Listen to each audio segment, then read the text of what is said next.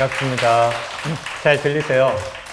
네, 저도 지금 사실 굉장히 떨리는데 초등학생들 앞에서 강연을 해보는 게 처음이라서 저는 초등학생도 있다고 들었는데 그게 아니라 이런 분위기일지 전혀 제가 예상을 못했고요. 그러면 여기 이제 제목부터 긴 설명이 필요할 것 같은데 물리가 뭐냐 아마 그러니까 들어본 친구들도 있고 못 들어본 친구들도 있을 텐데 물리는 사실은 세상의 모든 것들의 이치를 알고자 하는 학문이에요. 그래서 아주 예전에는 철학이 있었으면 현대에서는 물리가 이 모든 것들에 대해서 알아내고자 하고 실제로 많이 알아냈고 앞으로도 이제 알아가고자 하는 거고, 그러면 물리의 반대말이 뭐냐? 지금으로 따지면 뭐 예를 들면 인문학이라든지 아니면 뭐 생명과학이라든지, 그래서 그 크게 나눠서는 이제 무생물하고 생물을 나눴을 때 생물이 아닌 것 모든 것들에 대해서 알고 싶다고 하는 건데, 물리를 좀 더 잘 이해를 하면 사실은 생물도 물리로 다 이해 가능하다라고 물리학자들은 다 믿고 있습니다. 그리고 점점 더 우리가 그렇게 많은 것들을 알게 됐고요. 그래서 우리는 지금 우리가 이렇게 지구라는 어떤 행성에 있고, 그 지구는 태양이라고 하는 그 별이 빛나는 그 주변에 있는 많은 행성들 중에 하나고, 우리가 거기에 살고 있는데 우주는 그 태양과 지구를 포함한 태양계보다도 훨씬 더 커서 은하로 이루어졌고, 그 은하가 뭐 수천억 개가 모인 그 우주가 지금 현재 우리가 이해하고 있는 우리 주변의 모습입니다. 네, 이 모든 것들을 우리가 이해할 수 있는 이유는 많은 사람들이 이제 물리학에 대한 연구를 해왔기 때문이고요. 그 중에 특히 이제 미시세계에 대한 얘기를 할 텐데, 미시세계는 뭐냐면 여러분들이 뭐 돌덩이건 의자건 일상에서 보는 것들을 점점 자세하게 보고 싶다. 그러면 나중에 전자현미경이 필요하고 원자의 그 크기까지 볼 수 있는 단계가 되면 그 원자의 크기 정도의 아주 작은 세계에서는 우리가 그냥 일상에서 보는 것과는 굉장히 다른 일들이 벌어지고 있어요. 그걸 이제 미시세계의 물리학이라고 그러고, 양자역학이라고 아마 들어본 적이 있을 텐데, 그 양자역학에 의해서 우리가 그런 원자 단위의 굉장히 작은 세상에 대한 이해를 하고 있고요. 그것과 맞물려서 현재 우리 우주는 팽창을 하고 있어요.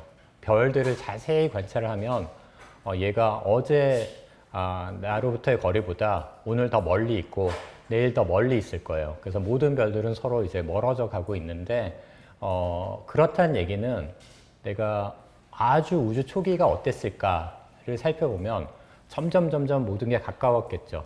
그래서 정말 초기를 알고 싶으면 아주 그 작은 세상을 이해를 해야 돼요. 그래서 그 작은 세상을 이해하는 미시세계 물리학을 연구하는 것하고 우주의 가장 태초의 모습, 초기의 모습을 이해하는 거하고 정확하게 연결되어 있고, 그래서 제가 전공하는 게 바로 그걸 알고 싶어서 그런 입자 물리학이라고 하는 그 세상의 가장 근본적인 법칙이 뭐고, 우주는 과연 어떻게 태어나서 지금 우리가 여기에 존재하는가에 대한 연구를 하고 있습니다. 그래서 근데 제가 뭐 한 4, 50분 동안 여기 초등학생들의 집중력은 10분, 20분이 한계라고 하는데 그 시간 동안 이 모든 걸 설명해 드리기는 어렵겠지만 그럼에도 불구하고 몇 가지 여러분들이 이제 집에 갈 때 기억하실 것들에 대해서 말씀을 드리겠습니다.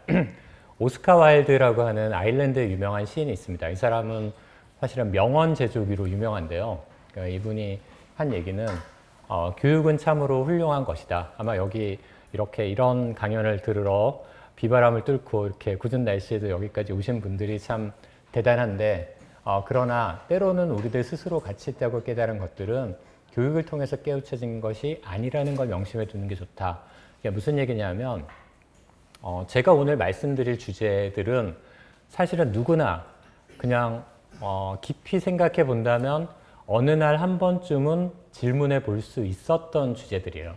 근데 대부분의 사람들은 평생 한 번도 그런 질문을 하지 않고 그냥 잘 살다가 돌아가시죠. 근데 어쨌든 그 아직 어린 학생들, 어린 친구들은 특히나 세상이 왜 이럴까에 대해서 한 번쯤 고민을 해본다면 의외로 우리가 굉장히 많은 것들을 알고 있구나 하는 것도 알게 되면서 또다시 이제 여러 가지 의문들이 이제 생겨날 거예요. 제가 첫 번째 말씀드릴 주제가 바로 빛에 대한 거거든요. 여기도 뭐 형광등이 있고, 그 다음에 오늘은 비가 왔지만 항상 하늘을 보면 해가 떠 있죠. 그래서 그 햇빛이 우리한테 굉장히 친숙한데 도대체 그 햇빛은 뭘까? 손으로 잡으려고 해도 잡히지도 않고 그냥 그렇지만 항상 뭔가 직접 쬐면 따뜻하고 아주 느낌이 좋고 뭐 이런 게 햇빛일 텐데 프리즘이라는 걸 햇빛을 통과를 시키면 여러분들이 잘 아는 무지개 색깔이 다 나오죠. 그리고 실제로 여러분들이 하늘에서 보는 무지개도 바로 저 햇빛이 자연 프리즘인 물방울을 통과해서 만들어내는 것들이에요. 그래서 이렇게 서로 다른 파장을 가진 빛들은 다른 각도로 이제 굴절을 하기 때문에 다 이렇게 색깔이 다양하게 이렇게 나타나는데 여기에 대해서 한 번쯤 여러분들이 질문해 볼 수 있는 게 빨간색과 빨주노초 파남보, 뭐 보라색까지의 색깔이 있는데 이 각각의 색깔을 가진 햇빛의 온도는 얼마일까? 이런 걸 물어볼 수 있겠죠. 그러면 빨간 게 온도가 더 높을 것 같아요? 아니면 파란 게 더 높을 것 같아요? 왜 이렇게 똑똑한 학생들이 많죠? 저는 대학교 갈 때까지 몰랐습니다, 이걸. 근데 여기에 이제 보시면 아시겠지만 윌리엄 허셜이라는 사람이 실제로 이걸 실험을 해요. 프리즘을 두고 각각의 색에다가 온도계를 두고 측정을 해봤습니다. 그랬더니 빨간색이 제일 높아요. 근데 제일 왼쪽에 온도계가 보이시죠? 빨간색이 높은데 사실은 빛이 안 온 그 부분에 놓인 온도계가 심지어 더 높아요. 뭔가 실험이 잘못됐죠. 그래서 이게 뭘까를 고민하다가 윌리엄 허셜이 찾아낸 게 일단은 그 색 온도, 윌리엄 허셜이 찾아낸 거는 적외선입니다. 먼저 여러분들한테 답을 말씀드리면 지금 여기에 보인 이 색깔들이 있는 부분은 빛이 와서 우리가 눈으로 관측할 수 있는 눈에 보이는 부분이고요. 근데 눈에 보이지는 않지만 그 온도계의 온도를 높인 무언가가 있었던 거죠. 그래서 적외선이라는 거는 적은 빨간색의 적자고요. 외는 바깥 외자예요. 그래서 빨간색 바깥쪽에 어떤 다른 눈에 보이지 않는 무언가가 있구나 라고 해서 적외선이라는 걸 처음으로 발견을 하게 됩니다. 그리고 이 파란색, 보라색 바깥에도 마찬가지로 그런 것들이 있어요. 그걸 자외선이라고 부르고요. 그래서 가시광선이 있고 그 가시광선을 벗어나서 적외선과 자외선이 있지만 우리가 보는 것들은 딱 가시광선에 제한돼 있어요. 물론 뭐 초능력을 가지고 있으면 적외선이나 자외선을 볼 수 있는 사람도 있겠죠. 하지만 대부분의 사람들은 딱 가시광선만 보는데 이 가시광선이라는 말도 한자어라서 어린이 초등학생 여러분들한테 어려울 수는 있는데 가시라는 거는 눈에 보인다는 뜻이에요. 눈으로 볼 수 있다. 그래서 눈으로 볼 수 있는 빛을 가시광선이라고 하고 그 정의에 걸맞게 우리가 볼 수 있는 것들은 가시광선이죠. 그래서 굉장히 특이하게 내가 햇빛을 프리즘을 통과시켜 놓으면 가시광선이 대부분이에요. 물론 적외선이 있고 자외선이 있지만.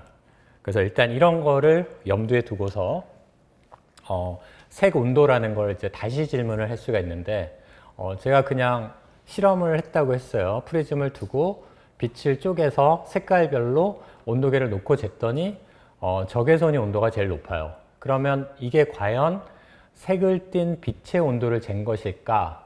라고 물어보면 우리의 이제 더 깊은 이해를 하고 나서 우리가 알게 된 거는 사실은 우리는 그 온도계를 통해서 빛의 온도를 잰 게 아니고 그냥 빛이 주변의 공기를 어떻게 뜨겁게 데우는가에 대한 정보를 얻은 거예요.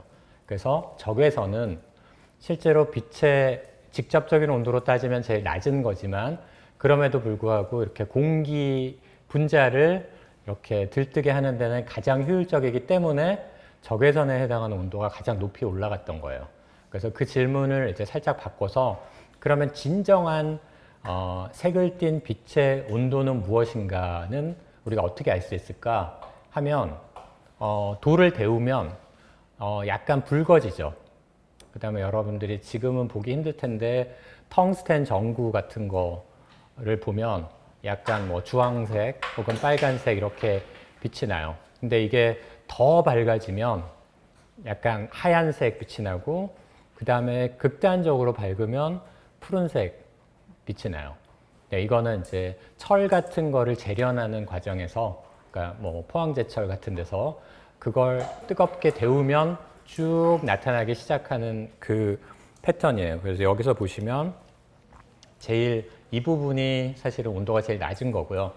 쭉 가면서 이렇게 점점 여기가 가장 뜨거운 부분이라고 이해를 하시면 되는데, 이걸 이제 색 온도라고 하고, 여러분들이 무슨 LED 등이나 이런 걸 사면 공부하는데 제일 좋은 뭐 온도, 뭐 2500도, 3000도 뭐 이런 거 들어보셨죠? 그게 바로 빛의 색 온도예요.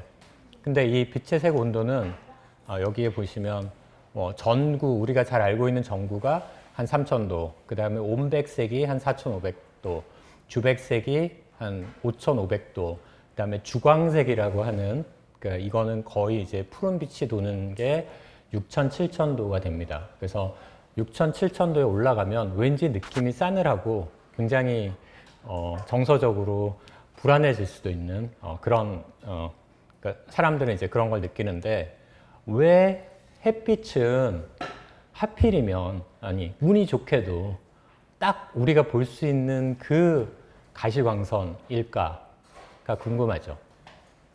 그렇죠? 꼭 그럴 필요는 없는데 햇빛이 그냥 적외선만 낼 수도 있고 혹은 자외선만 낼 수도 있어서 우리가 눈으로 보기에는 그냥 깜깜한 그런 세상일 수도 있는데, 굉장히 신기하게 햇빛이 가지는 이걸 이제 파장에 따라서 어떤 빛이 제일 많이 나오나를 보여주는 건데, 이 부분이 가시광선이에요. 그러면 햇빛은 정말로 가시광선을 대부분 내요.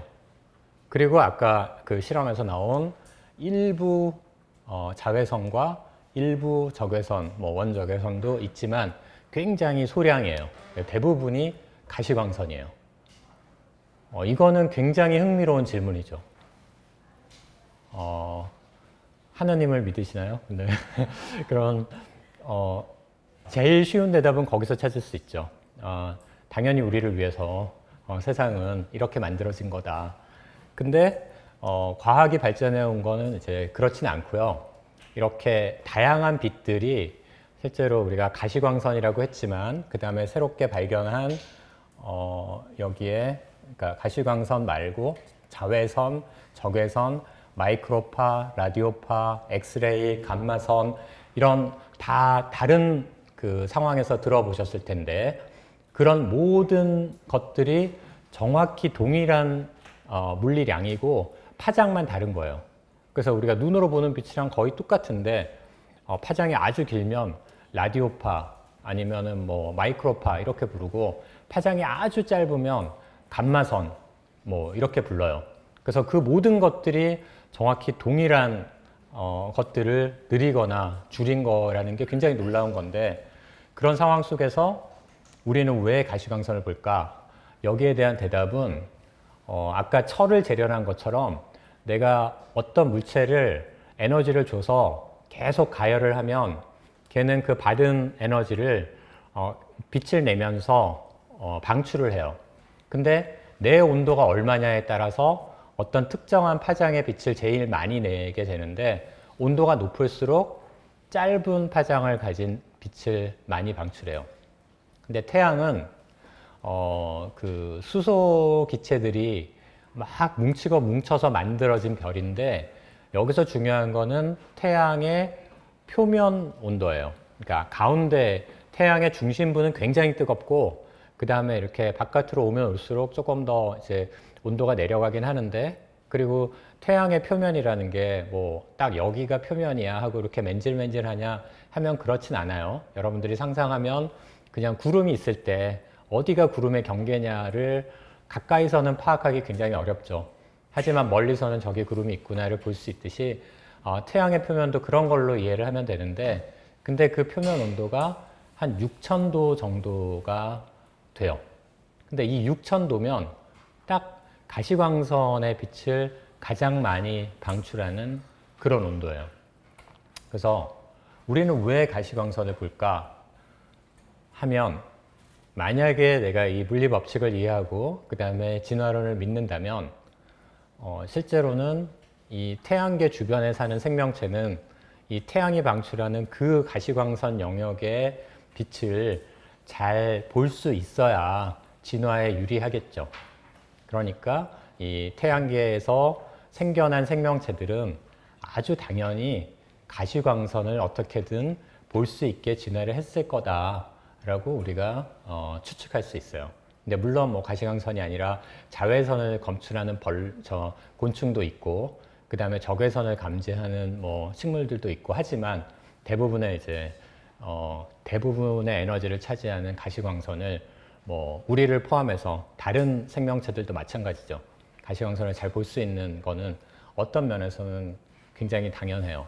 근데 그럼 너가 가서 봤어? 그러니까 없던 생명체가 갑자기 가시광선을 잘 볼 수 있게 어떻게 만들어졌을까?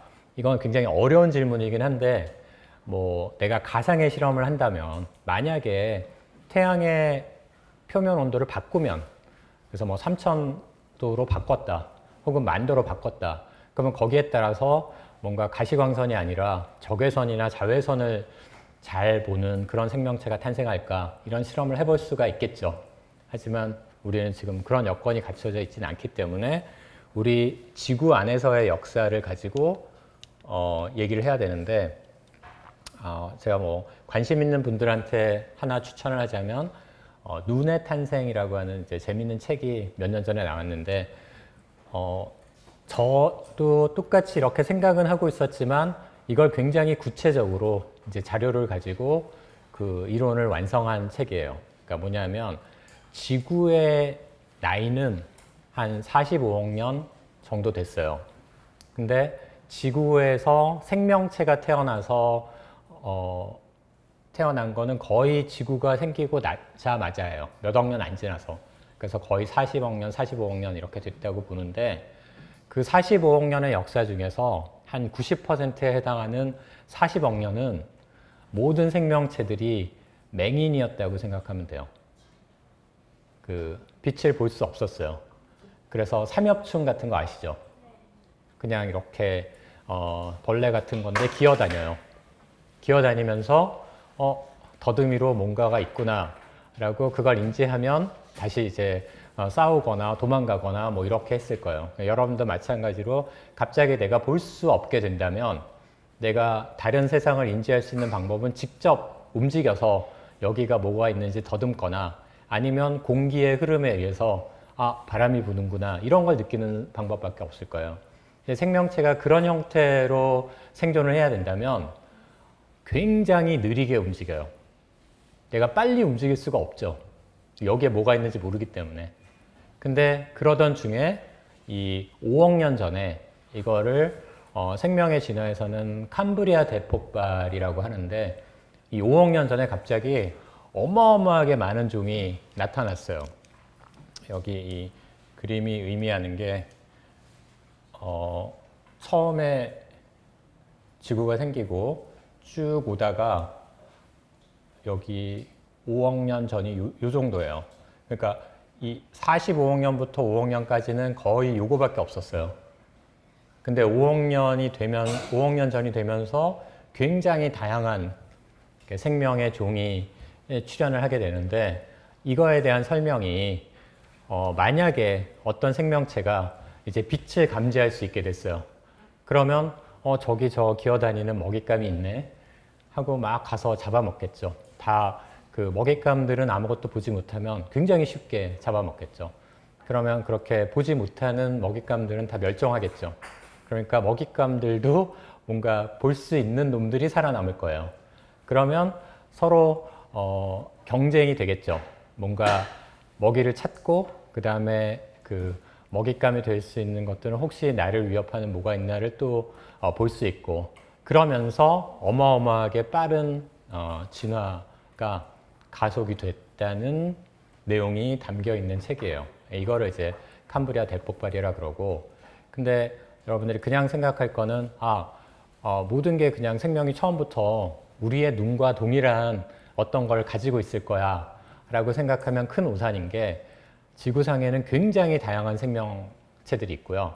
그 생명체들은 사실 우리가 물리 지식으로 광학을 이용해서 만들어낼 수 있는, 빛을 탐지할 수 있는 굉장히 다양한 미케니즘이, 다양한 방법들이 다 이제 다른 방법으로 적용이 돼 있어요.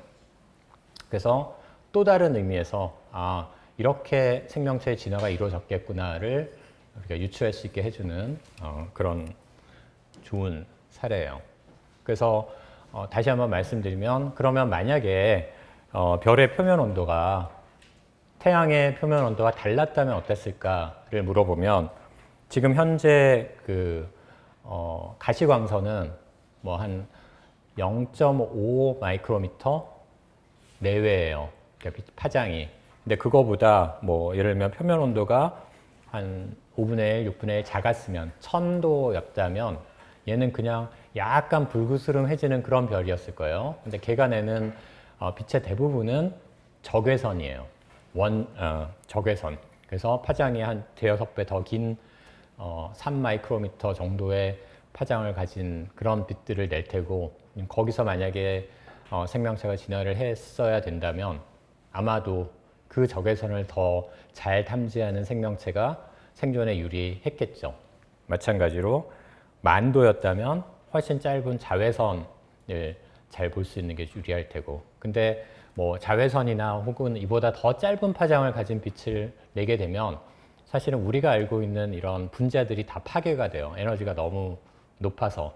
그래서 거기서는 또 사실은 생명체가 만들어지기가 아주 쉽지는 않아서 뭐 여러 가지 조건이 다 잘 맞기는 해야 되지만, 어쨌든 이거는 어디 교과서에 나오지는 않아요.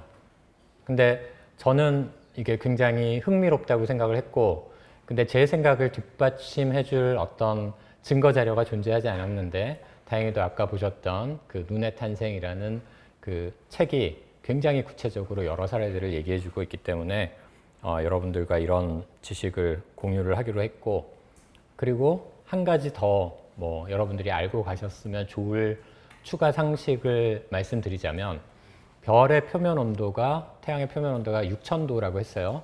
그러면 얘는 빛을 막 내고 있어요. 그 주변에 있는 어떤 돌덩이를 갖다 놓는다. 그러면 그 돌덩이는 이 태양으로부터 얼마나 떨어져 있느냐에 따라서 돌덩이의 온도가 정해져요. 왜냐하면 태양으로부터 계속 빛을 받을 테고, 그 돌덩이도 그래서 어느 특정한 에너지를, 온도를 가지게 되면서 자체적으로 빛을 낼 거예요. 그래서 자체적으로 내는 빛의 양과 받는 빛의 양이 같은 그 온도가 그 돌덩이의 온도가 되겠죠. 근데 지구의 온도를 태양으로부터의 거리와 태양의 표면 온도를 가지고 계산을 해보면 한 300도 정도예요. 근데 여기서 300도라고 하는 거는 절대 온도라서 여러분들이 알고 있는 그 온도계 눈금으로 얘기하면 한 20, 30도 정도라고 생각하면 돼요. 근데 이렇게 그냥 물리 지식만 가지고 여기에 태양에서 요만큼 떨어져 있는 어떤 행성이 있다면 온도가 얼마 정도 돼야 될까라고 물어보면 그냥 상온이 나와요. 물론 이제 북극은 안 그렇고 적도는 안 그렇지만 평균적으로 거의 맞는 온도가 나오기 때문에 사실은 물리 지식이 우리의 그런 주변 환경에 대해서 굉장히 많은 것들을 알려주고 있다. 이거를 말씀을 드릴게요. 그리고 두 번째 주제는 이미 20분이 지나서 어린이들의 인내력은 바닥이 났을 텐데 그럼에도 불구하고 두 번째 주제에 대해서 말씀을 드릴게요. 두 번째는 태양이 어떻게 빛나는가라는 질문이에요. 이거는 우리가 왜 가시광선을 볼 수 있느냐와는 또 다른 질문이긴 한데 태양은 어떻게 해서 끊임없이 계속 그 빛을 내는가 라는 질문인데 이게 굉장히 이상하게 들릴 수 있어요. 처음 보면. 하지만 조금만 그런 과학을 배우고 나면 정말 태양이 이상한 물체라는 걸 이해를 하게 돼요. 이 아테네 학당이라는 굉장히 유명한 그 바티칸 시티에 가면 여러분들이 볼 수 있는 그림인데 여기 한가운데 이제 플라톤과 아리스토텔레스가 이렇게 딱 나오는데 모든 뭐 철학, 과학의 그 기원은 다 이 그리스 시대로 가요. 네, 그리스 시대에는 태양을 어떻게 생각했냐? 세상이 네 가지 원소로 이루어졌다고 생각을 했어요. 네, 물과 불과 흙과 공기 그렇게 네 개죠.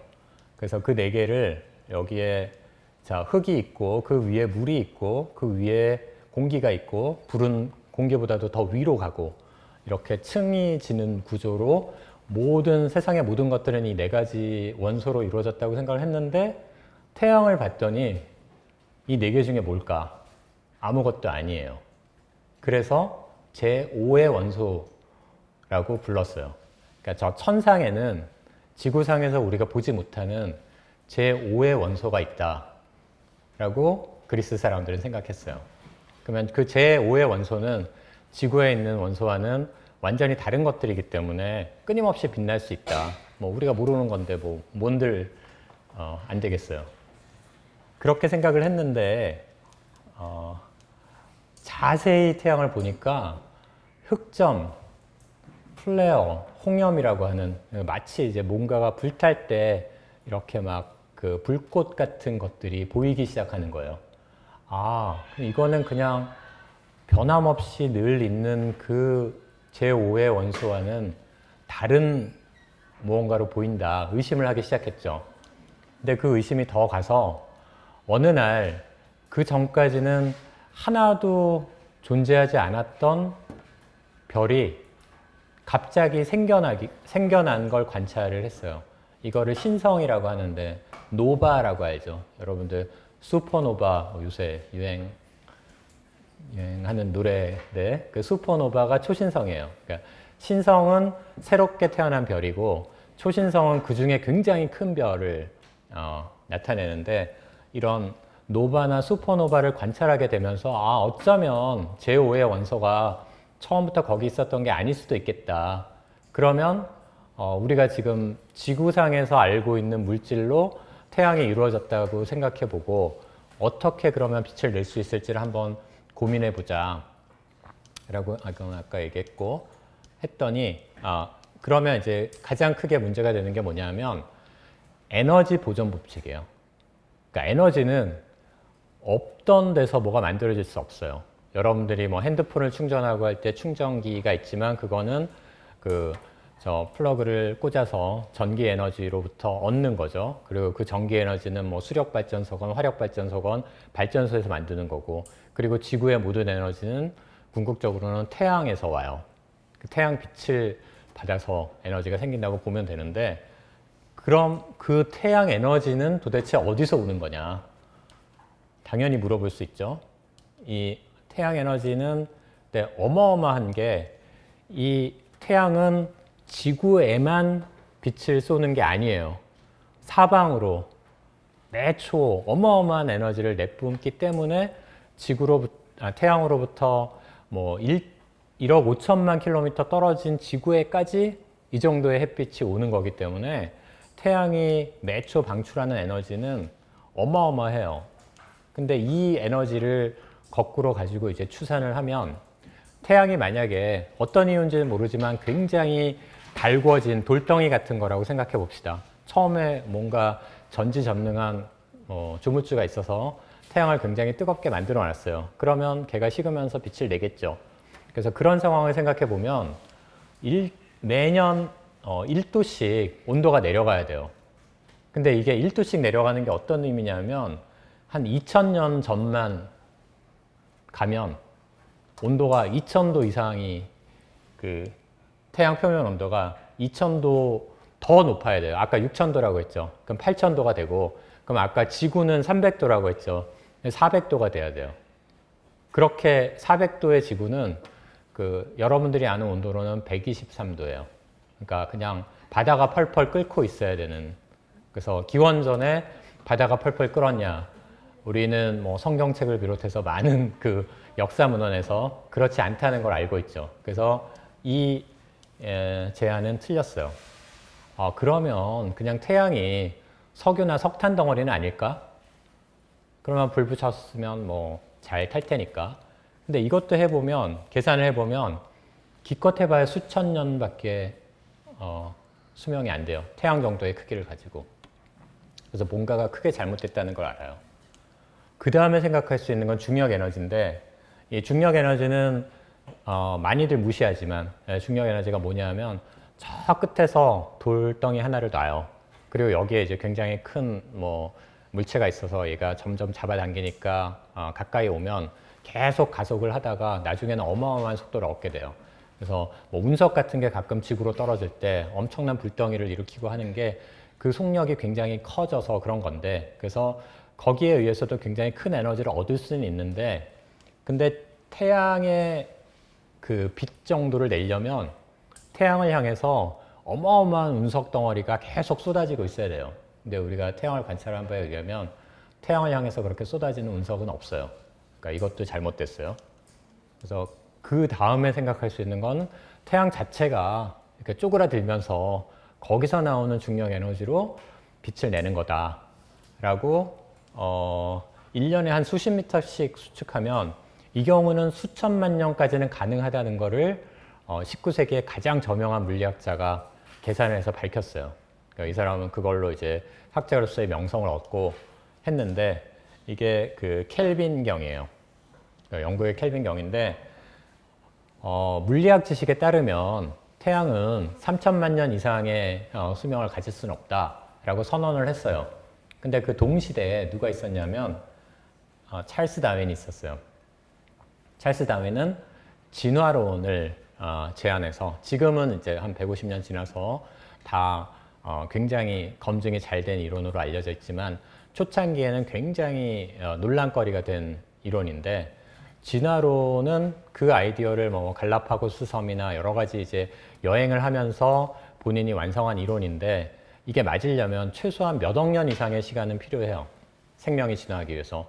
근데 태양이 몇 천만 년 이상 빛을 못 낸다고 하면 내 인생의 최대의 고민은 나는 물리학자가 항상 훌륭하다고 생각하는데, 물리학자에 따르면 이거는 몇 천만 년 이상은 태양이 빛을 못 낸다더라. 그래서 진화론에 필요한 시간을 어떻게 확보할까? 그게 문제다라고 했고, 그 다음에 뭐 판구조론의 그 지질학자도 똑같이 이제 그런 고민을 했어요. 여러분들이 보면 그 남아메리카 대륙과 아프리카 대륙을 이렇게 잘 붙여보면 거의 그 지형이 일치해요. 그래서 걔네들은 붙었다가 떨어진 걸로 인식이 되는데, 1년에 몇 미리씩 떨어지면 그 몇 억 년의 시간이 흘러야 그만큼 떨어질 수가 있는데, 그 몇 억 년이라는 시간이 가장 존경하는 물리학자의 계산에 따르면 확보가 안 되는 거예요. 그래서 그 당시에 이제 많은 사람들이 여러 가지를 이제 고민하고 있었는데, 이 당시의 지식으로는 완벽하게 맞는 계산이었어요. 근데 가장 큰 문제는 사람들의 지식이 이때 모든 걸 알고 있었던 건 아니었다는 게 문제예요. 그래서 뭘 몰랐냐? 바로 물리학계의 뭐 교황이라고 할 수 있는 아인슈타인이 등장을 하게 되면서, E는 mc 제곱, 이게 무슨 학습 교재로 요즘에 학생들한테는 유명한데, E는 에너지예요. M은 질량이에요. 그래서 어떤 질량이 에너지와 동등하게 변환이 가능하다는 걸 아인슈타인이 처음으로 밝혀냈어요. 근데 이거는 그 효과가 어마어마한 게, 여러분들이 아까 처음에 석탄이나 석유가 굉장히 수천 년밖에 못한다 그랬죠. 근데 그 이유가 뭐냐면, 여러분들이 그냥 불 붙이고 뭐 이렇게 빛을 냈다고 하는 그런 것들은 실제로 질량의 한 10억 분의 1 정도의 에너지밖에 안 써요. 그러니까 어떤 에너지냐면, 원자의 전자가 그러니까 다른 곳에 있다가 달라붙고 달라붙었다가 나가고 하는 그 아주 사소한 결합 에너지를 쓰기 때문에 전체 원자 질량의 한 10억 분의 1을 쓰는 게 화학 에너지예요. 근데 우리 일상은 모두 그 화학 에너지로 이루어져 있죠. 근데 만약에 질량을 전체를 다 에너지로 변환을 시킬 수 있으면 이거는 어마어마한 일이 된다는 걸 알아냈고요.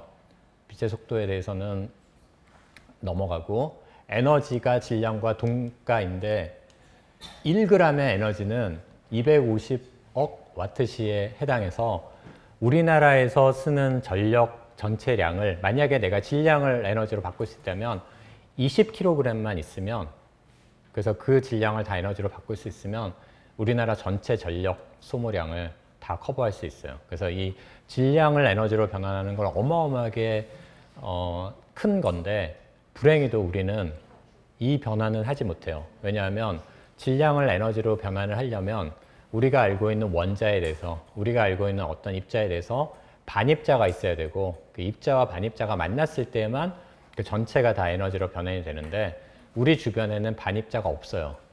입자들로만 이루어져 있기 때문에 이렇게 질량을 에너지로 바꾸는 건 불가능한데, 그럼에도 불구하고 한 가지는 핵융합이라는 게 있어요.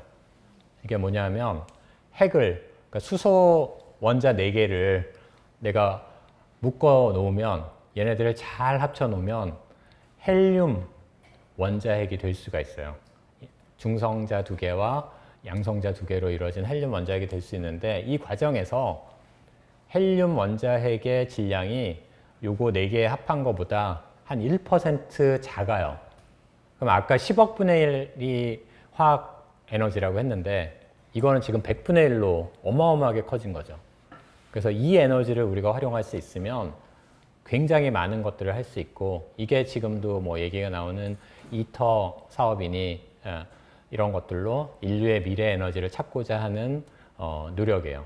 그러니까 실제로 태양 내부에서 그 양성자들이 굉장히 높은 온도에서 서로 뭉쳐서 헬륨을 만들고, 그렇게 수소가 헬륨이 되는 과정에서 생긴 질량 결손에 의해서 엄청난 에너지가 나오고, 이 에너지를 계산을 해보면 태양은 한 100억 년 정도 탈 수 있어요.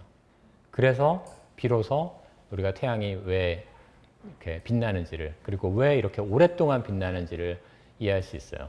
이게 폭발하지 않고 100억 년이나 탈 수 있는 이유는, 아까 태양이 그냥 수소 원자가 뭉치고 뭉쳐서 이루어졌다고 했는데, 수소는 굉장히 가볍지만 어마어마한 양의 수소들이 뭉치면 가운데는 엄청난 압력으로 굉장히 높은 온도를 이뤄요.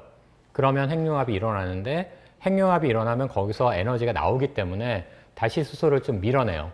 그러면 핵융합이 일어나려다가 또 조금 덜 일어나고, 그래서 그러면 또 압력이 줄어드니까 다시 수소가 모여서 핵융합이 일어나고, 그래서 자체적으로 굉장히 잘 통제된 환경에서 아주 오랫동안 이 빛을 방출하는 이런 과정을 겪는데, 이게 모든 별들의 공통된 사항이에요. 태양뿐만 아니라 세상의 거의 모든 별들이 다 이런 과정을 통해서 빛을 내는 거예요.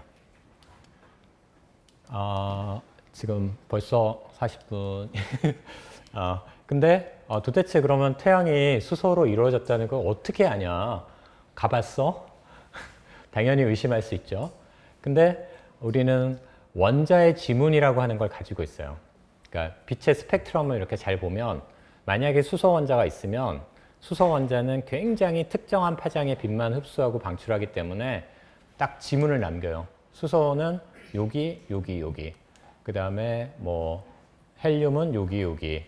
그 다음에 네온, 그 다음에 수은, 뭐 이런 것들이 다 이제 원자마다 굉장히 독특한 지문을 가지고 있는데, 태양빛을 자세히 보면 연속으로 무지개 빛이 보이지만 드문드문 까만 이가 있어요. 그러니까 그 태양 주변에 원자가 흡수해서 지구에는 도달하지 않는 그게 있는데, 그걸 살펴봤더니 태양은 대부분이 수소예요. 근데 놀랍게 수소 말고 헬륨도 있어요. 그리고 지구에 있는 그 나머지 원소들도 다 조금씩 있어요. 그래서 태양계는 그런 여러 가지 원소들이 있는 상황에서 뭉쳐서 태양이 만들어지고, 그 다음에 나머지 것들이 뭉쳐서 행성이 됐구나 라고 우리가 이해를 하고 있고요. 그 다음에 우주의 기원에 관해서는 처음에 수소밖에 없었는데, 그 수소들이 뭉쳐서 별을 만들고 별은 아까 뭐 100억 년, 1000억 년 어쨌든 그 질량에 따라서 탈 만큼 타고 폭발해서 초신성이 됐다가 그 초신성이 폭발하고 나면 그 다음에 생긴 잔해들을 가지고 다시 또 두 번째 별이 만들어지고 하는 과정을 거치는데 태양은 그 과정을 두 번 반복한 세 번째 3세대 별로 알려져 있어요. 그래서 현재 우리는 우리가 살고 있는 이 주변에 대해서 이 정도로 잘 알고 있다라는 얘기를 하고요. 마지막 부분은 사실은 지금 벌써 45분이라서 일단은 제가 질문을 받으면서 그러니까 피드백을 통해서 필요한 부분을 더 설명하는 방식으로 진행을 할게요.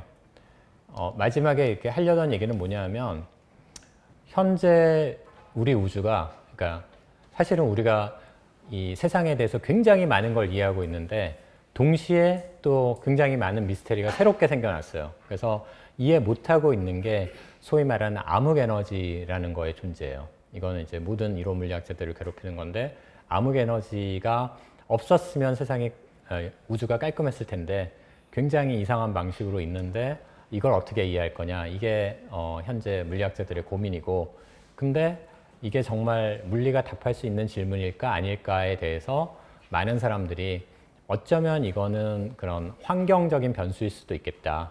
그래서 그런 사막에 사는 사람이 왜 세상은 모래로만 이루어졌을까? 아니면 북극에 사는 사람이 왜 에스키모이니 왜 세상은 얼음으로만 이루어졌을까? 라는 질문은 사실은 잘못된 질문인 거죠. 본인의 지평이 거기에 한정돼 있어서 그런 세상밖에 못 봤기 때문에 왜 세상이 그럴까를 질문하는 건데 사실은 세상은 훨씬 더 다양할 수 있고 그중에 내가 이런 환경에 있는 곳에서 살고 있구나라고 해석하는 게 올바른 해석인데 암흑 에너지에 대해서도 현재 그런 해석이 맞지 않을까 하는 방법으로 사람들이 의견을 좁혀 나가고 있습니다. 네. 일단 제 강연은 이 정도로 하고 아마 궁금한 게 많으실 테니까 그 질문을 받는 방식으로 나머지 시간을 채우겠습니다. 네. 네, 좋은 강연 해주신 김영수 교수님께 큰 박수 부탁드리겠습니다.